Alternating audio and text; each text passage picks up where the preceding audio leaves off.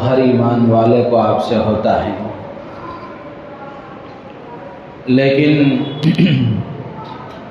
کون سی محبت اور کون سی عقیدت اللہ کے یہاں قابل قبول ہے اور اللہ کے نبی علیہ السلام کے یہاں قابل قبول ہے، اس سلسلے میں گزشتہ جمعوں میں آپ حضرات کے سامنے عرض کیا گیا۔ حقیقت یہ ہے کہ حضور اکرم صلی اللہ علیہ وسلم سے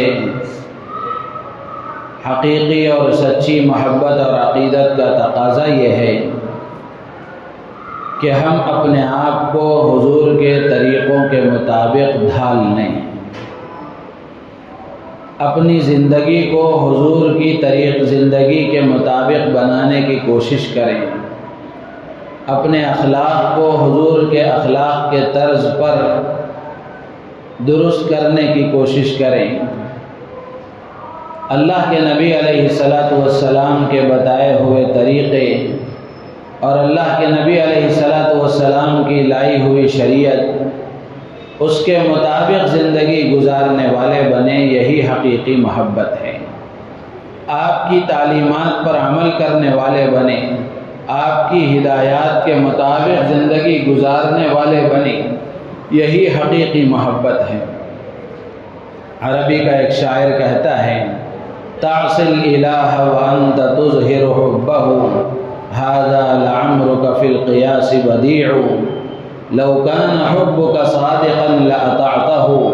إن المحب لمن يحب يطيع۔ تو عربی میں شاعر کہتا ہے کہ تو خدا کی نافرمانی کر رہا ہے اور ساتھ میں اس کی محبت کا دعویٰ بھی کر رہا ہے، اس کی محبت کا اظہار بھی کر رہا ہے، جبکہ اپنے عمل سے تو یہ بتا رہا ہے کہ اس کا حکم تجھے پسند نہیں، اس کا فرمان تجھے منظور نہیں، اس کی ہدایات تجھے منظور نہیں۔ تعصی الالہ وانت تظہر حبہ، کہ تو خدا کی نافرمانی کر رہا ہے اور زبان سے محبت کا دعویٰ کر رہا ہے۔ تو شاعر کہتا ہے، ھذا لعمرک فی القیاس بدیع، یہ تو سمجھ میں آنے والی بات نہیں ہے، یہ عقل میں آنے والی بات نہیں ہے، یہ عقل کے مطابق بات نہیں ہے۔ کیوں؟ لو کان حبک صادقا لاطعتہ، اگر تیری محبت واقعتاً سچی ہوتی، اگر تو سچی محبت کرنے والا ہوتا اپنے خدا سے تو لاطعتہ،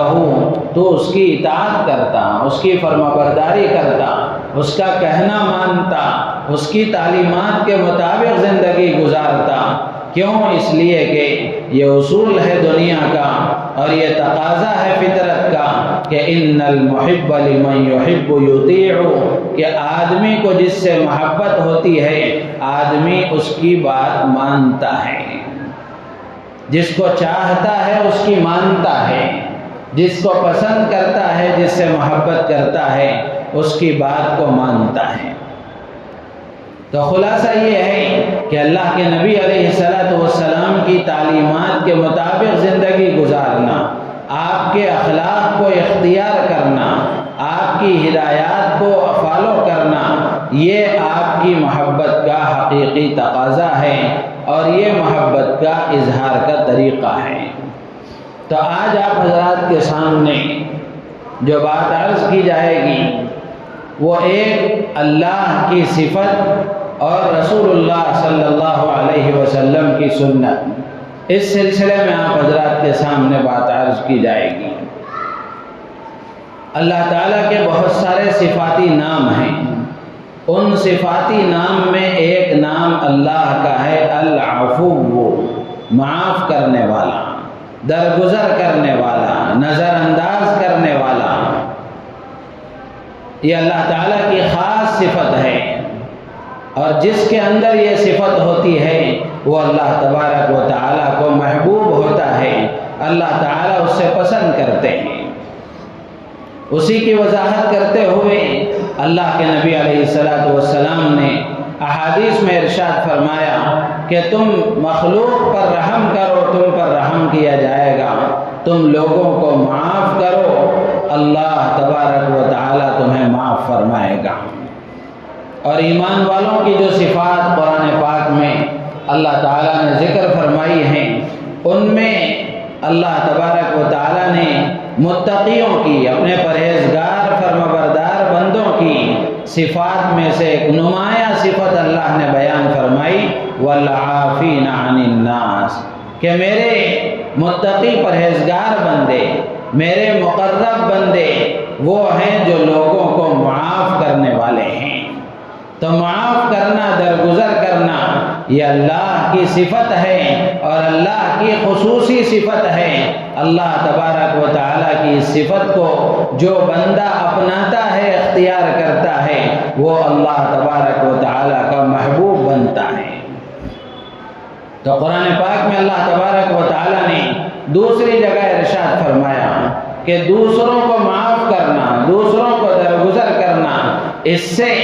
آدمی کے مرتبے میں کوئی کمی نہیں آتی، آدمی کے درجے میں کوئی کمی نہیں آتی، اس کے وقار میں کوئی گھٹاؤ نہیں ہوتا،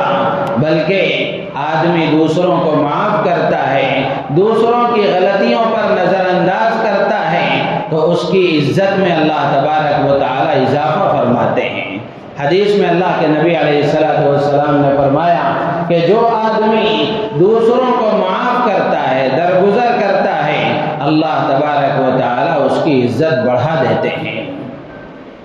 اور دوسروں کو معاف کرنے کا فائدہ یہ ہے کہ قرآن پاک میں اللہ نے بیان فرمایا کہ دوسروں کو آدمی معاف کرتا ہے تو اس کو یہ بات ذہن میں رکھنی چاہیے کہ میں اللہ کے بندوں کے ساتھ درگزر کرنے کا معاملہ کروں گا، اللہ تبارک و تعالی میرے ساتھ درگزری کا معاملہ فرمائیں گے، میرے ساتھ معاملہ فرمائیں گے۔ سورہ نور میں 18ویں پارے میں اللہ تبارک و تعالی نے فرمایا فاعفوا واصفحوا، کہ معاف کرو، درگزر کرو، نظر انداز کرو۔ پھر اللہ فرماتے ہیں الا تحبون ان یغفر اللہ لکم، کیا تم یہ نہیں چاہتے، کیا تم یہ پسند نہیں کرتے کہ اللہ تمہیں معاف کر دے؟ تو اس کی ذیل میں مفسرین نے لکھا ہے کہ جو آدمی یہ چاہتا ہے کہ اللہ تبارک و تعالی اس کو معاف کر دے، اس کے گناہوں پر مغفرت کا پروانہ اللہ تعالی اس کو دے دیں، درگزر کا معاملہ اللہ کی طرف سے جو بندہ چاہتا ہے، اس کو چاہیے کہ وہ اللہ کے بندوں کے ساتھ درگزری کا معاملہ کرے۔ تو یہ جو صفت ہے، یہ صفت اگر انسانوں میں پیدا ہو جائے، معاشرے میں اگر یہ صفت پیدا ہو جائے تو بہت سارے فسادات سے، بہت سارے نفرتوں اور عداوتوں سے آدمی محفوظ ہو جائے گا، معاشرہ محفوظ ہو جائے گا۔ اور معاف کرنا یہ سنت رسول ہے، اللہ کے نبی علیہ السلام کی سنت ہے، اور حدیثوں میں اللہ کے نبی علیہ السلام نے اس کے بے شمار فضائل بیان فرمائے۔ حدیث میں آتا ہے اللہ کے نبی علیہ السلام ارشاد فرماتے ہیں کہ جب حشر کا میدان قائم ہوگا، حساب و کتاب شروع ہوگا، تو بندے حساب و کتاب کے لیے کھڑے ہوں گے، اللہ کی طرف سے ایک منادی اعلان کرے گا کہ جس کا اجر و ثواب اللہ کے ذمے ہے وہ کھڑا ہو جائے، جس کا اجر و ثواب اللہ کے ذمے ہے وہ کھڑا ہو جائے۔ ایک مرتبہ اعلان ہوگا، کوئی کھڑا نہیں ہوگا، پھر دوسری مرتبہ فرشتہ اعلان کرے گا، پھر اس کے بعد میں فرشتہ خود وضاحت کرے گا کہ اللہ کے پاس جس کا اجر و ثواب ہے، اس سے وہ لوگ مراد ہیں جو اللہ کی رضا کے خاطر، اللہ کی خوشنودی کے خاطر اللہ کے بندوں کی غلطیوں پر نظر انداز کر دیا کرتے تھے، معاف کر دیا کرتے تھے۔ ایسے لوگ کھڑے ہو جائیں تو اللہ کی طرف سے جب یہ ندا فرشتہ لگائے گا تو ہزاروں لوگ کھڑے ہوں گے اور بغیر حساب کتاب کے اللہ تعالیٰ انہیں جنت میں داخل فرما دیں گے۔ ایک اور روایت میں اللہ کے نبی علیہ السلام نے ارشاد فرمایا کہ حضرت موسیٰ علیہ السلام نے اللہ تبارک و تعالی سے پوچھا کہ پروردگار تیرے بندوں میں سب سے زیادہ معزز اور سب سے زیادہ معظم اور سب سے زیادہ مکرم اور سب سے زیادہ محبوب تیرا بندہ کون ہے؟ حضرت موسیٰ علیہ السلام نے پوچھا تو اللہ تبارک و تعالیٰ نے ارشاد فرمایا کہ میرے بندوں میں سب سے زیادہ عزت والا اور سب سے زیادہ مکرم بندہ میرے نزدیک وہ ہے جو بدلے کی طاقت ہوتے ہوئے معاف کر دے۔ سامنے والے سے بدلہ لینے کی اس کے پاس طاقت ہے، اس کے باوجود آدمی درگزر کر دے، اس کے باوجود آدمی معاف کر دے، تو اللہ کے نبی علیہ السلام فرماتے ہیں کہ حضرت موسیٰ نے پوچھا تو اللہ نے فرمایا کہ ایسا بندہ میرے نزدیک قابل عزت ہے، ایسا بندہ میرے نزدیک محبوب ہے اور مکرم اور معزز ہے۔ میرے عزیز و دوست و بزرگوں، یہ مضمون میں اس لیے عرض کر رہا ہوں، ہم دیکھ رہے ہیں کہ گھروں میں لڑائی جھگڑے، معاشرے میں لڑائی جھگڑے اور آپس میں نفرتیں اور عداوتیں، یہ سب اسی لیے ہے کہ انتقام کا جذبہ ہر آدمی کے اندر ہے کہ بدلہ لینا چاہیے، سامنے والے کو مزہ چکانا چاہیے، اس کو تارے دکھانا چاہیے دن میں۔ تو یہ انتقام کا جذبہ جس کے اندر پیدا ہوتا ہے، اس کی وجہ سے معاشرے میں فساد پیدا ہوتا ہے۔ اگر شوہر بیوی کی غلطیوں کو نظر انداز کر دے، بیوی شوہر کی غلطیوں کو نظر انداز کر دے، تو دونوں میں محبتیں باقی رہیں گی۔ اولاد ماں باپ کی غلطیوں کو نظر انداز کر دے اور ماں باپ اولاد کی غلطیوں کو نظر انداز کر دے، تو اس رشتے میں جو الفتیں، محبتیں اور برکتیں ہیں وہ باقی رہیں گی۔ تو اسی طرح اور جتنے تعلقات ہیں، ان سارے تعلقات میں ہم دیکھ لیں، اللہ کے نبی علیہ السلام کی خاص صفت صحابہ بیان کرتے ہیں کہ اللہ کے نبی علیہ السلام نے کبھی اپنی ذات کے لیے کسی سے انتقام اور بدلہ اللہ کے نبی نے نہیں لیا۔ تو ہم آپ کے ماننے والے، آپ کے نام لیوا، آپ سے محبت کا دم بھرنے والے، آپ سے محبت کا دعویٰ کرنے والے اور اس کا زبانی اظہار کرنے والے، ہماری ذمہ داری ہے کہ ہم اللہ کے نبی علیہ السلام کی اس خصوصی وصف کو اپنے اندر پیدا کریں۔ ہزاروں واقعات ہیں اللہ کے نبی علیہ السلام کے کہ اللہ کے نبی علیہ السلام نے درگزر فرما دیا، معاف فرما دیا۔ اور یہ معاف کرنے کی جو صفت ہے، رحم دلی، نرم طبیعت، یہ چیز اللہ کی طرف سے بندے کو عطا ہوتی ہے۔ اور اللہ کے نبی علیہ السلام کے بارے میں خود قرآن میں اللہ نے فرمایا کہ نبی جی فَبِمَا رَحْمَةٍ مِّنَ اللَّهِ لِنْتَ لَهُمْ، یہ اللہ کا فضل ہے، یہ اللہ کی رحمت کا اثر ہے کہ اللہ نے آپ کو نرم طبیعت بنایا، آپ کو نرم طبیعت بنایا۔ وَلَوْ كُنْتَ فَظًّا غَلِيظَ الْقَلْبِ لَانفَضُّوا مِنْ حَوْلِكَ، اللہ فرماتے ہیں اگر آپ کی طبیعت میں سختی ہوتی، آپ سخت مزاج ہوتے، تو یہ ارد گرد جو صحابہ کا حلقہ ہے، یہ ارد گرد جو آپ کے چاہنے والے، آپ کے ماننے والے، آپ پر اپنے جان و مال کو نثار اور نچھاور کر دینے والے، یہ صحابہ کا مجمع آپ کے ارد گرد نہیں ہوتا۔ لَانفَضُّوا مِنْ حَوْلِكَ، یہ عرب جن کی مزاج میں سختی ہے، جن کا مزاج میں درستی ہے، اللہ فرماتے ہیں کہ یہ صحابہ اور یہ آپ کے ساتھی آپ کے ارد گرد نہ ہوتے۔ وَلَوْ كُنْتَ فَظًّا غَلِيظَ الْقَلْبِ لَانفَضُّوا مِنْ حَوْلِكَ۔ تو میرے عزیز و دوست بزرگوں، اللہ کے نبی علیہ السلام کی یہ سنت اگر ہم میں سے ہر ایک کے اندر پیدا ہو جائے، ہمارے معاشرے کے اندر پیدا ہو جائے، تو محبتوں کو عام کرنے میں آسانی ہوگی، فسادات ختم ہوں گے، نفرتیں ختم ہوں گی، عداوتیں ختم ہوں گی، تعلقات اور مضبوط ہوں گے، تعلقات میں بگاڑ ختم ہو جائے گا، آپس کی کدورتیں ختم ہو جائیں گی۔ فَبِمَا رَحْمَةٍ مِّنَ اللَّهِ لِنْتَ لَهُمْ، تو نرم طبیعت اور نرم دلی، معاف کرنے کا جذبہ، یہ اللہ کو پسند ہے اور اللہ کے نبی علیہ السلام کی خاص صفت اور خاص سنت ہے۔ آپ سیرت پڑھیں، اللہ کے نبی علیہ السلام کی زندگی کو پڑھیں، تو اللہ کے نبی علیہ السلام کے بے شمار واقعات ایسے ملیں گے جس میں اللہ کے نبی علیہ السلام نے درگزر فرما دیا، معاف مکے والوں کو اللہ کے نبی نے معاف فرما دیا۔ اس سے زیادہ اور کیا بڑی دلیل ہو سکتی ہے؟ جنہوں نے آپ کو مکے کے زمانے میں جتنے سال آپ مکے میں رہے، آپ کو ستایا، آپ کے ماننے والوں کو ستایا، اور آپ کے لیے عرصہ حیات تنگ کر دیا، زمین اپنی وسعتوں کے باوجود آپ کے لیے تنگ کر دی، نہ رات میں آپ کو چین سے رہنے دیا، نہ دن کو چین سے رہنے دیا، نہ تنہائی میں چین سے رہنے دیا، نہ مجمع میں چین سے رہنے دیا، لیکن اللہ کے نبی علیہ الصلوۃ والسلام جب فتح مکہ کے موقع پر آپ فاتحانہ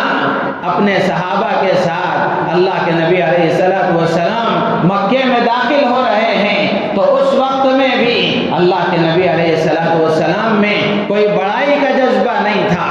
اور کوئی انتقام کا جذبہ نہیں تھا، کوئی بدلہ لینے کا جذبہ نہیں تھا، بلکہ اللہ کے نبی علیہ الصلوۃ والسلام کتابوں میں لکھا ہے سیرت کی کہ جب مدینے سے اللہ کے نبی فتح مکہ کے لیے مکے کی طرف رواں دوا ہوئے، اور مکے میں جب آپ داخل ہونے لگے، اللہ کے نبی علیہ الصلوۃ والسلام کا سر جھکا ہوا تھا، آپ کا سر جھکا ہوا تھا۔ ایسا نہیں کہ آپ سر اٹھائے ہوئے دندناتے ہوئے اور متکبرانہ انداز میں داخل ہوئے ہوں، بلکہ اللہ کے نبی علیہ الصلوۃ والسلام نہایت عاجزی کے ساتھ اور رحم دلی کے ساتھ، عاجزی اور تواضع کے ساتھ اپنا سر جھکائے ہوئے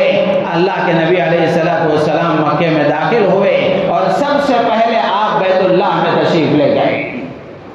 وہاں آپ نے 2 رکعت نماز ادا فرمائی، اور پھر اللہ کا شکر ادا کیا، اللہ کی تعریف کی۔ وہ لوگ موجود تھے جنہوں نے آپ پر کچرا ڈالا تھا، وہ لوگ موجود تھے جنہوں نے آپ کی راہ میں کانٹے بچھائے تھے، وہ لوگ موجود تھے جنہوں نے آپ کے صحابہ کو لٹا کر آپ کے صحابہ کو ریت پر گھسیٹا تھا اور انگار پر گھسیٹا تھا اور طرح طرح کی تکلیفیں دی تھیں، وہ سارے موجود تھے۔ اللہ کے نبی علیہ الصلوۃ والسلام کے بعد صحابہ کی طرف سے یہ آواز اٹھنے بھی لگی، الیوم یوم الملحمہ، آج تو اینٹ سے اینٹ بجا دی جائے گی، آج تو بدلہ لینے کا دن ہے، آج تو انتقام کا دن ہے۔ اللہ کے نبی علیہ الصلوۃ والسلام نے فوراً یہ جملہ سنا تو فوراً آپ نے اعلان فرمایا، الیوم یوم المرحمہ، آج کا دن بدلہ لینے کا نہیں ہے، آج کا دن معاف کرنے کا دن ہے،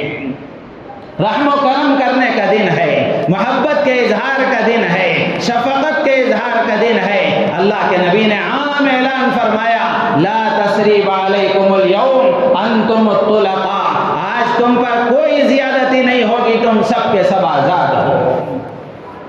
میرے عزیز و دوست بزرگوں، اتنی ساری تکلیفیں مکے کے قیام میں اللہ کے نبی علیہ الصلوۃ والسلام کو دی گئی۔ آپ چاہتے تھے تو ایک ایک سے بدلہ لے سکتے تھے، لیکن اللہ کے نبی علیہ الصلوۃ والسلام نے بدلہ نہیں لیا۔ قیامت تک آنے والے اپنے ماننے والوں کو اور قیامت تک آنے والے انسانوں کو اپنے اس عمل سے اللہ کے نبی نے پیغام دیا، اگر تم مجھ سے محبت کا دعویٰ کرتے ہو، اگر تم مجھ سے محبت کا اظہار کرتے ہو، تو تمہارے اندر یہ صفت ہونی چاہیے، تمہارے اندر یہ صفت ہونی چاہیے، دوسروں کو معاف کرنے کا جذبہ۔ بہت بڑی بات ہے، دوسروں کو معاف کرنا، درگزر کرنا، یہ وہی آدمی کرتا ہے جو بڑا ہوتا ہے، جس کے اخلاق اونچے ہوتے ہیں۔ اللہ کے نبی علیہ الصلوۃ والسلام کے بارے میں خود اللہ نے فرمایا کہ نبی جی آپ کے اخلاق سب سے اونچے ہیں، وَإِنَّكَ لَعَلَىٰ خُلُقٍ عَظِيمٍ، آپ خلق عظیم کے مالک ہیں، آپ کے اخلاق بہت اونچے ہیں۔ تو اللہ کے نبی علیہ الصلوۃ والسلام سے محبت کا تقاضا یہ ہے کہ ہم معاف کرنے والے بنیں، درگزر کرنے والے بنیں، نظر انداز کرنے والے بنیں۔ تو یہ اللہ کے نبی سے محبت کا تقاضا ہے۔ ایک اور واقعہ لکھا ہے کتابوں میں، غزوہ حنین میں مسلمانوں کو ایک بڑا مال غنیمت ہاتھ آیا، بہت سارا مال غنیمت ہاتھ آیا۔ اللہ کے نبی علیہ الصلوۃ والسلام نے اپنے مجاہد صحابہ کے درمیان میں مال غنیمت کو تقسیم فرمایا، تو مصلحتاً اللہ کے نبی علیہ الصلوۃ والسلام نے بعض صحابہ کو زیادہ دیا، بعض صحابہ کو زیادہ دیا۔ اللہ کے نبی پیغمبر ہیں، آپ جو کام کرتے ہیں وہ خدا کے حکم کے مطابق کرتے ہیں، کسی بندے کو اس پر اعتراض کرنے کا حق نہیں ہے۔ اللہ کے نبی علیہ الصلوۃ والسلام والسلام نے مصلحتاً کچھ زیادہ دیا۔ حضرت اقرا ابن حابس رضی اللہ تعالیٰ عنہ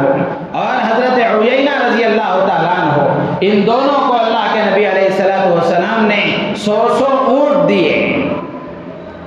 صحابہ کی جماعت میں سے ایک صحابی کو اللہ کے نبی کی اس تقسیم پر اعتراض ہوا، اس تقسیم پر اعتراض ہوا کہ آپ ان کو زیادہ دے رہے ہیں اور ہمیں کم دے رہے ہیں۔ تو وہ براہ راست حضور سے تو نہیں کہہ سکتے تھے، وہ سیدھے حضرت عبداللہ ابن مسعود رضی اللہ تعالیٰ عنہ کے پاس آئے اور ان سے عرض کیا کہ اللہ کے نبی علیہ السلام کی اس تقسیم سے میں راضی نہیں ہوں، مجھے یہ پسند نہیں ہے اللہ کے نبی نے جو تقسیم فرمایا۔ حضرت عبداللہ ابن مسعود رضی اللہ تعالیٰ عنہ نے اللہ کے نبی علیہ السلام کو یہ بات بتائی۔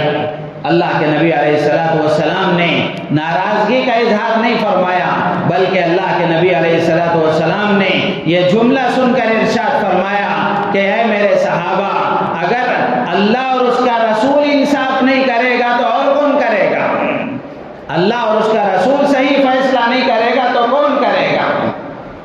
یعنی اللہ کے نبی یہ بتانا چاہ رہے تھے کہ تم میرے فیصلے پر، میری تقسیم پر اعتراض کر رہے ہو، میں خدا کا رسول ہوں اور میرا ہر کام نبی اللہ کے حکم کے مطابق ہوتا ہے، تو میں نے جو کیا ہے وہ خدا کے حکم کے مطابق کیا ہے، اور اس پر اعتراض کرنے کا کسی کو کیا حق حاصل ہے؟ اللہ کے نبی علیہ السلام کے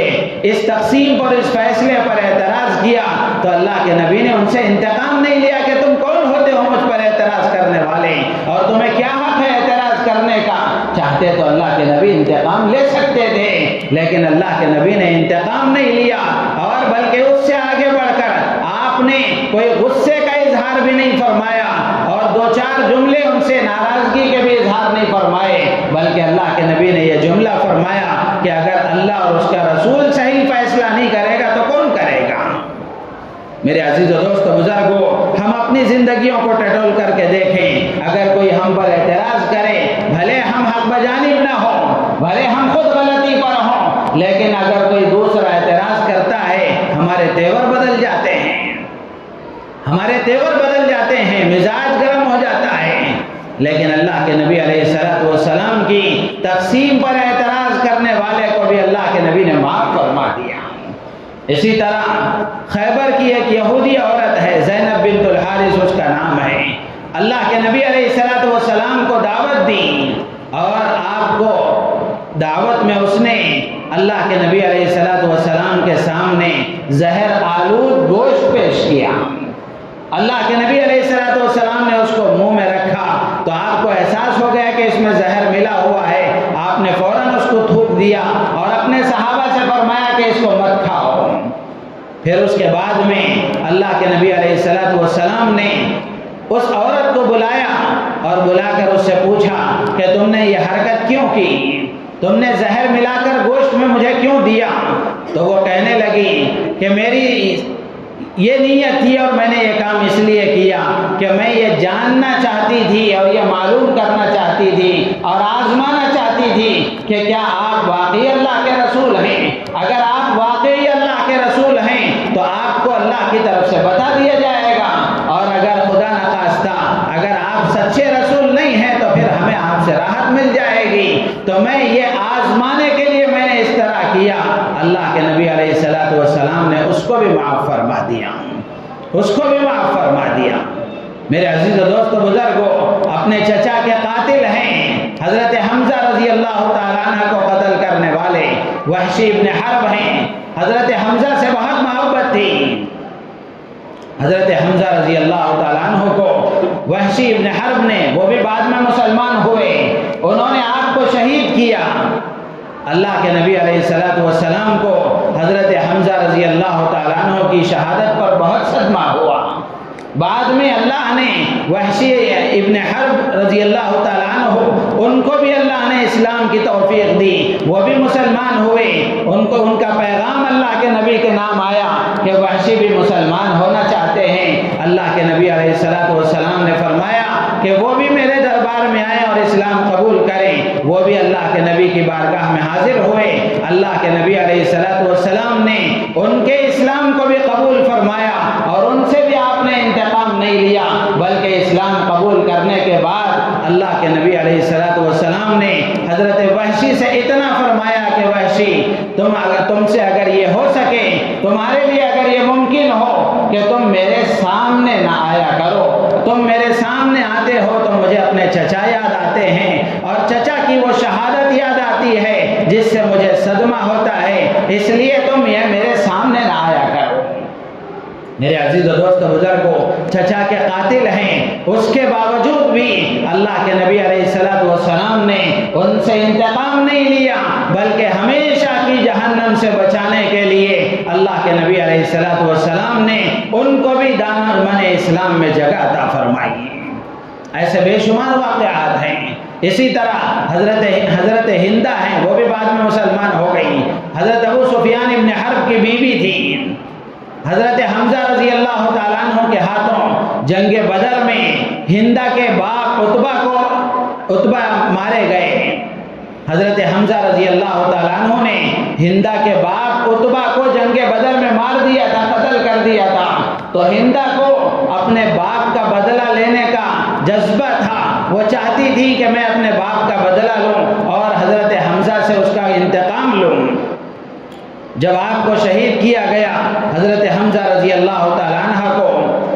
تو حضرت وحشی رضی اللہ تعالیٰ عنہ جنہوں نے شہید کیا تھا، تو ہندہ نے اپنا قیمتی ہار نکال کر حضرت وحشی کو انعام میں دیا، اور پھر اس کے بعد میں حضرت حمزہ رضی اللہ تعالیٰ عنہ کا کلیجہ نکال کر اس نے چبایا۔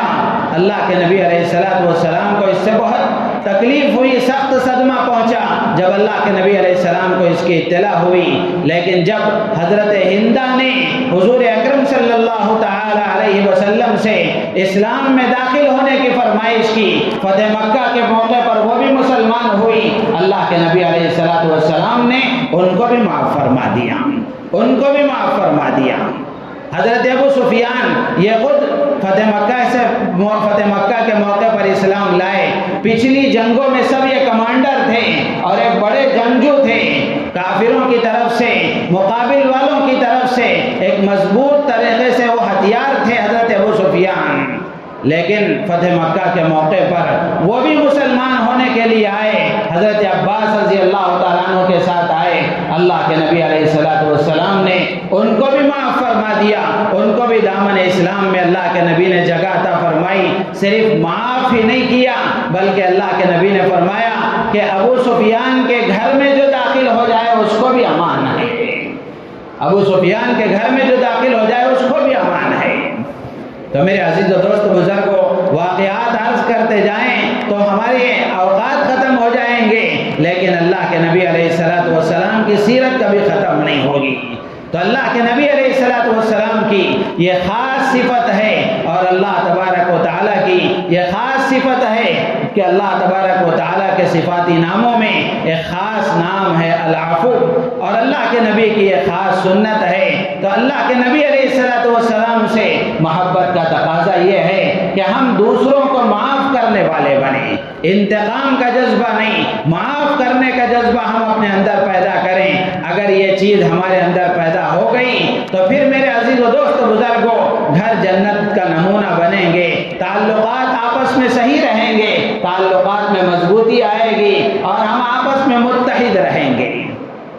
انتقام کا جذبہ جہاں آتا ہے وہاں تعلقات میں بگاڑ پیدا ہوتا ہے، میاں بیوی کے تعلقات ہوں، ماں باپ کے تعلقات ہوں، استاد شاگرد کے تعلقات ہوں، مالک اور ملازم کے تعلقات ہوں، جتنے بھی تعلقات ہیں، پڑوسیوں کے تعلقات ہیں، ان سب میں اللہ کے نبی علیہ السلام کی اس خاص صفت کو اگر ہم اپنے اندر پیدا کریں گے تو اللہ کے نبی علیہ السلام سے محبت کے تقاضے کو ہم پورا کرنے والے بنیں گے۔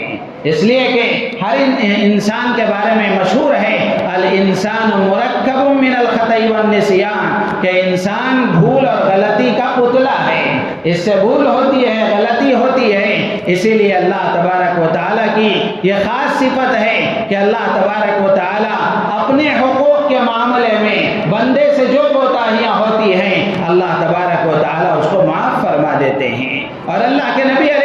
السلام نے بھی احادیث میں اس کی فضیلتیں بیان فرمائی، بڑی بڑی فضیلتیں بیان فرمائی۔ یہ بڑی بڑی فضیلتیں اسی لیے بیان فرمائیں کہ معاف کرنا بڑا کام ہے، بڑے دل والے کا کام ہے، بڑے دل والے کا کام ہے۔ جس کے اخلاق چھوٹے ہوتے ہیں، جس کا دل تنگ ہوتا ہے، اس کے اندر جس کا ظرف تنگ ہوتا ہے، اس کے اندر یہ جذبہ پیدا نہیں ہو سکتا۔ اللہ کے نبی علیہ السلام کی یہ خاص صفت ہم اپنے اندر پیدا کرنے والے بنیں۔ اگر ہم اپنے اندر پیدا کریں گے تو اپنی آنکھوں سے اس کے فائدے دیکھیں گے، اپنی آنکھوں سے اس کے نتائج اور اس کے اثرات اور اس کے ثمرات ہم دیکھیں گے۔ اللہ تعالیٰ سے دعا ہے اللہ تعالیٰ ہم سب کو ان باتوں پر عمل کی توفیق عطا فرمائے۔ حضور اکرم صلی اللہ علیہ وسلم کے اخلاق کو جان کر پہچان کر اور اس جیسے اخلاق ہمیں اپنے اندر پیدا کرنے کی اللہ تعالیٰ توفیق عطا فرمائے، ہماری نیتوں میں اخلاص پیدا فرمائے۔